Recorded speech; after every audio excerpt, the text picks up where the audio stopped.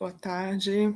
Quero muito agradecer a todas e todos os leitores pelo convite e pela oportunidade de participar, pelo trabalho de cada uma, de cada um, para tornar esse evento possível. Eu fico muito feliz em participar, ainda que online. Queria muito estar aí com vocês presencialmente. Eu sou a Jamile Pinheiro Dias e sou professora na Universidade de Londres, onde eu também dirijo o Centro de Estudos Latino-Americanos e Caribenhos. Eu sou do norte do Brasil, da cidade de Belém do Pará, mas fiz meus estudos de pós-graduação na Universidade de São Paulo e venho trabalhando na Inglaterra desde 2020, inicialmente na Universidade de Manchester e desde 2022 na Universidade de Londres. E eu venho trabalhando com artistas indígenas em diferentes projetos de colaboração, sobretudo ligados à internacionalização. E isso tem a ver com o que eu vou falar hoje. Eu vou compartilhar um slide, assim, uma apresentação com slides com vocês, né? A minha apresentação é intitulada Artes Indígenas e Ativismo Epistêmico, Colaboração, Circulação e Internacionalização. E eu começo falando um pouco de ativismo epistêmico.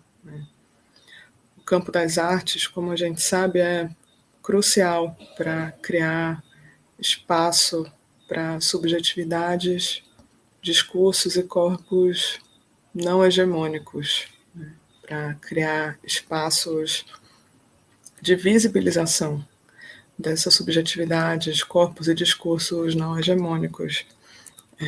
Então, as artes oferecem um meio importante para tornar visíveis essas subjetividades, corpos e discursos, e também isso tudo tem consequências para a maneira como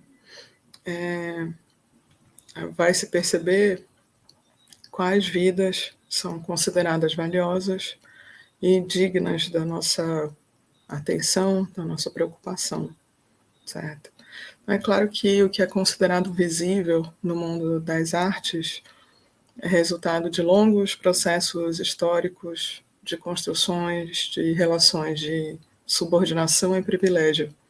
E em um contexto como o do Brasil, mas a gente também poderia pensar em outros contextos, marcados por histórias coloniais, é essencial que nossos esforços na maneira de pensar e trabalhar com artistas e com arte contribuam para uma mudança estrutural e sistêmica, buscando uma redução dessas desigualdades. Bom, e aí, pensando nesse contexto, vamos nos focar por um momento no trabalho com artistas indígenas. O protagonismo de artistas indígenas em programas artísticos e instituições culturais é uma maneira importante de potencializar as reivindicações por direitos indígenas, também internacionalmente, nacionalmente, mas internacionalmente, atrair a atenção da imprensa, do público, e fazer frente aos ataques a direitos territoriais indígenas. Então, eu costumo dizer que as artes indígenas expandem o campo de disputa por direitos indígenas. Isso é muito importante, é uma linguagem de intervenção também. E agora, isso não se trata só das populações indígenas.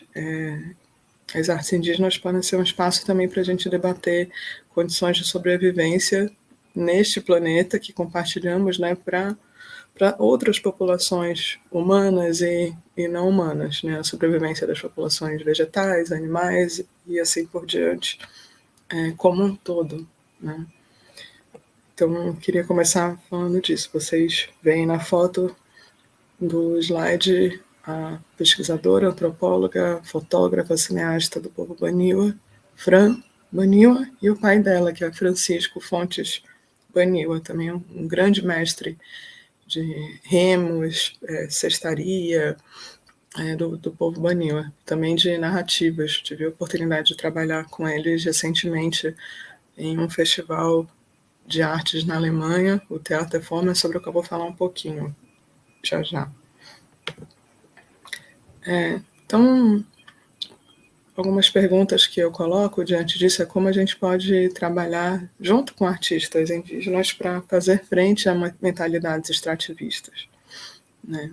E como eu já comecei a comentar no slide anterior, pensar de que maneira as artes indígenas podem expandir o que nós entendemos por discurso político, sobretudo no contexto planetário atual, marcado pela catástrofe climática e pelo recrudescimento da extrema-direita. Então, trabalhar com artistas indígenas nos dá a oportunidade de pensar sobre diversidade, sobre agrobiossociodiversidade, sobre multilinguismo. É preciso fazer frente à ideia de que o Brasil é um país monolíngue, ele não é, um país de extrema diversidade linguística. Então, e as línguas indígenas têm tudo a ver, né, com isso. Então,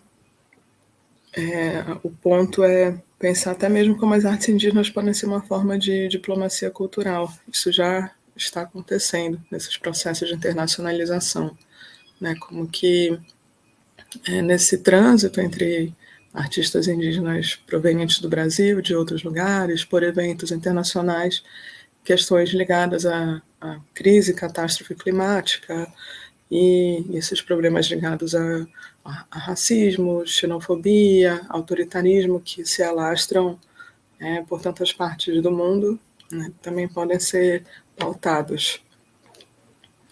Eu passo a trabalhar com artistas indígenas após muitos anos de experiência de trabalho como tradutora, né?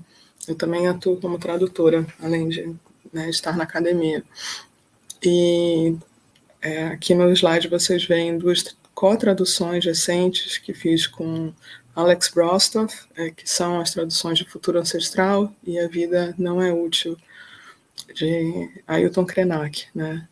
O autor Krenak, mineiro, que vem sido lido amplamente no Brasil.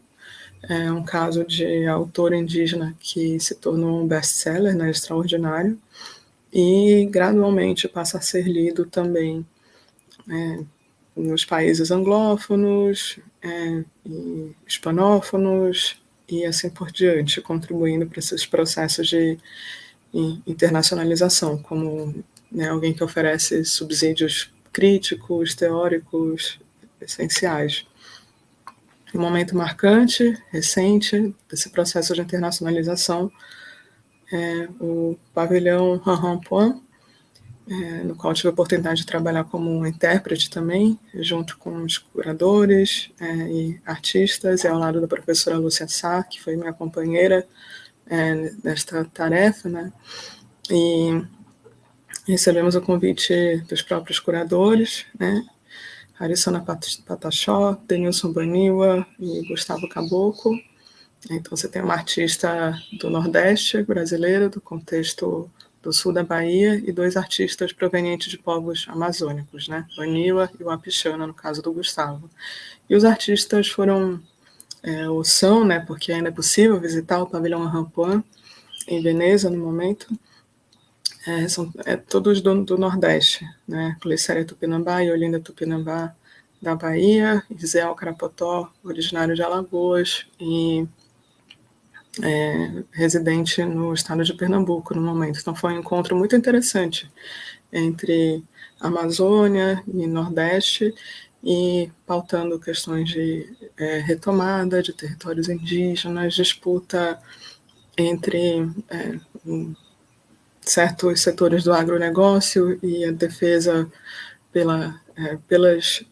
a defesa das subjetividades indígenas, é algo que aparece de maneira muito forte no trabalho do Zé Alcarapotó, Cardume II, A Glicéria Tupinambá trouxe uma conversa sobre o manto Tupinambá, e a retomada dos mantos, né, da feitura dos mantos, e Olinda Tupinambá com uma videoinstalação intitulada Equilíbrio, fala justamente de como é preciso cuidar, né, da nossa relação com a Terra. Então, você já vem aí alguns exemplos do que eu dizia. Também tive a oportunidade de trabalhar com Denilson Banil e Naine Terena no desenvolvimento de programas de artes indígenas para esse festival, já mencionado, o Festival Teatro e Fome, que acontece anualmente na região da Baixa Saxônia, e nas cidades de Hannover e Braunschweig. É um festival que se alterna entre uma cidade e outra. E aí nós fizemos um trabalho de projeção em videomapping nessa torre da Volkswagen, que é uma empresa que tem uma história problemática na Amazônia, e em relação a trabalho escravo, vocês podem encontrar referências sobre isso facilmente no Google, né? E também trazendo esse ser da cosmologia Baniwa, que é essa Ema, a grande Ema, o Kipa, que é retratado no trabalho do Denilson a partir de um diálogo com a Naine Terena no lado direito, né, do slide. E em 2022 fizemos um outro trabalho para esse festival, que foi o Botânica Baniwa, do Denilson Baniwa, trazendo essa projeção num paredão do teatro da cidade de Braunschweig, com seres da fauna e da flora Baniwa, mas também aqueles que não estão visíveis para todos, né, e todas.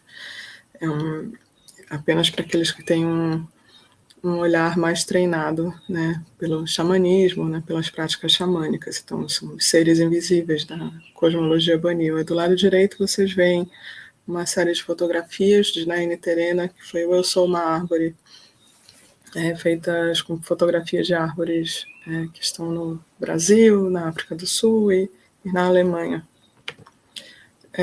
E agora, em 2024, tive a oportunidade de expandir esse trabalho com esses colegas, né, e fizemos a co-curadoria da edição de 2024 do Teatro Fome.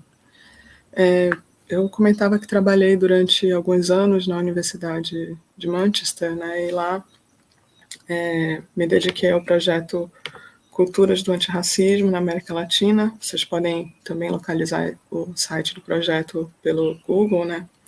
É um projeto que se encerrou em janeiro de 2023, mas que na Universidade de Manchester, né, ele continuou com diferentes ações na universidade parceira no Brasil, que é a Universidade Federal da Bahia. Para mim, foram 28 meses de trabalho nesse projeto, e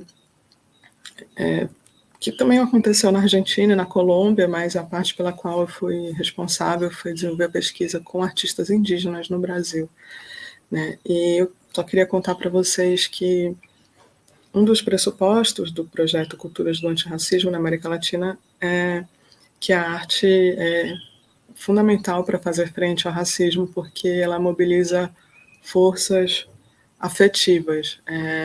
Ela não só conscientiza, mas ela sensibiliza, né? Que, em muitos casos, o enfrentamento ao racismo se dá no âmbito de argumentos racionais. Um exemplo claro disso seria como a ciência mostra que as raças não existem biologicamente, mas o racismo se vale de emoções, de sensações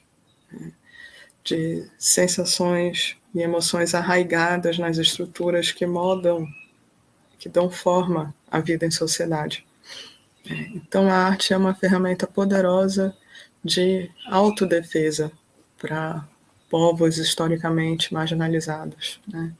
E ela é uma ferramenta poderosa de pedagogia tradutiva, né? Porque ela cria espaços para solidariedade que facilitam e que possibilitam uma sensibilização.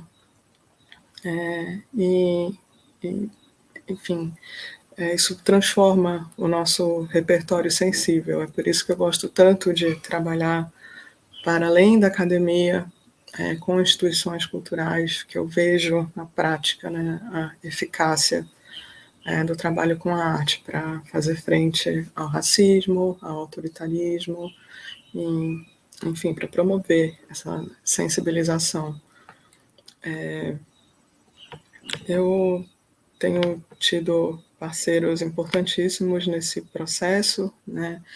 Eu queria destacar aqui no âmbito do projeto Culturas do Antirracismo na América Latina, a Naine Terena, que vocês veem no slide, que foi curadora, foi a primeira pessoa indígena, né, que fez uma curadoria de uma exposição de arte na Pinacoteca de São Paulo, que é uma instituição de bastante prestígio, e nós contamos essa história num curta documentário que eu co-dirigi com Débora McDowell, que é o Terra Fértil.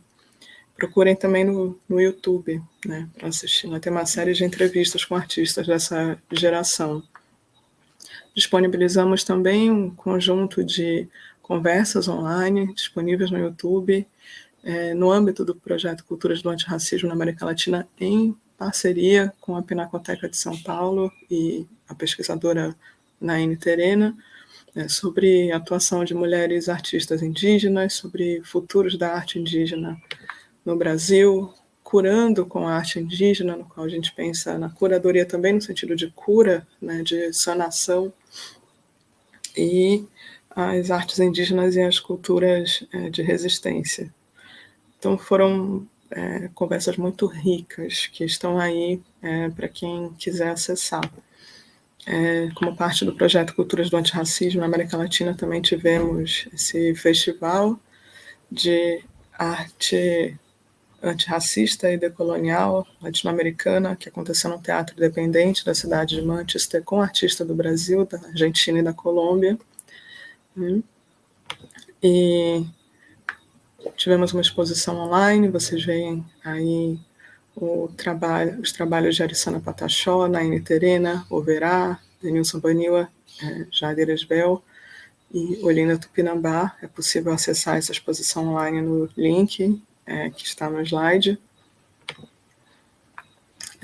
Trabalhei com o Denilson Baniwa na realização desse filme, Colheita Maldita, para a exposição, um filme no qual trabalhamos também com Naine Terena, um filme sobre o problema da monocultura do milho, tudo que ela acarreta, né? A relação com os agrotóxicos, né? O que esses venenos trazem também para, não só para uma toxicidade alimentar, mas também uma toxicidade social.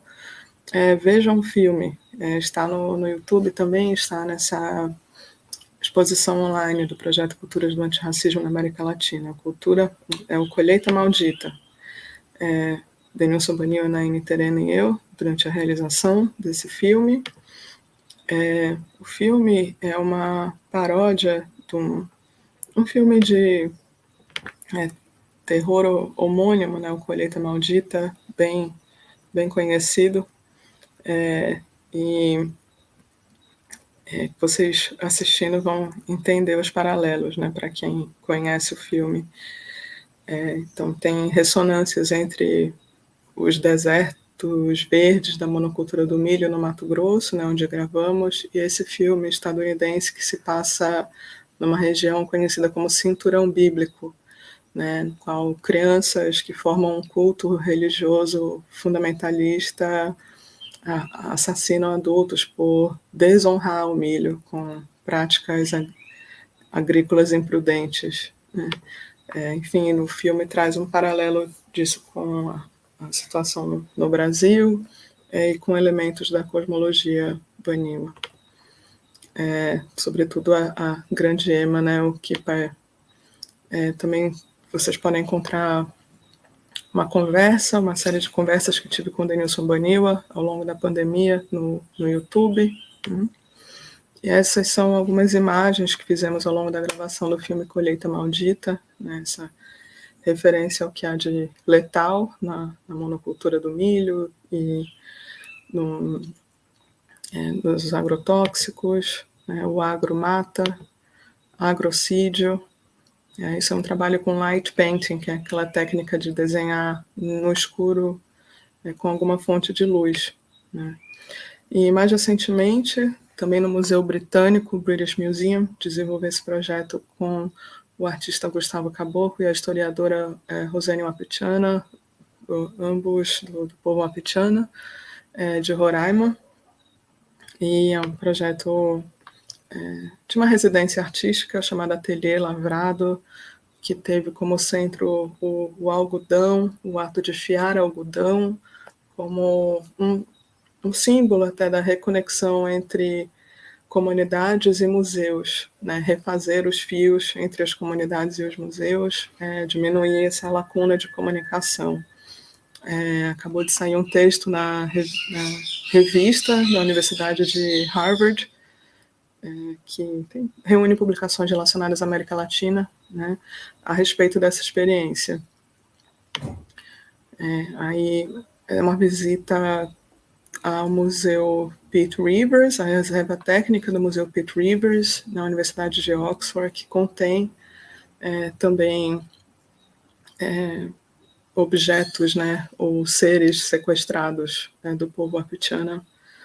E estão conosco Diego Arteotua, Madalena Arauciber, então, curadores do Centro Santo Domingo, do Museu Britânico, que promove maneiras de engajamento crítico com as coleções latino-americanas no âmbito do Museu Britânico.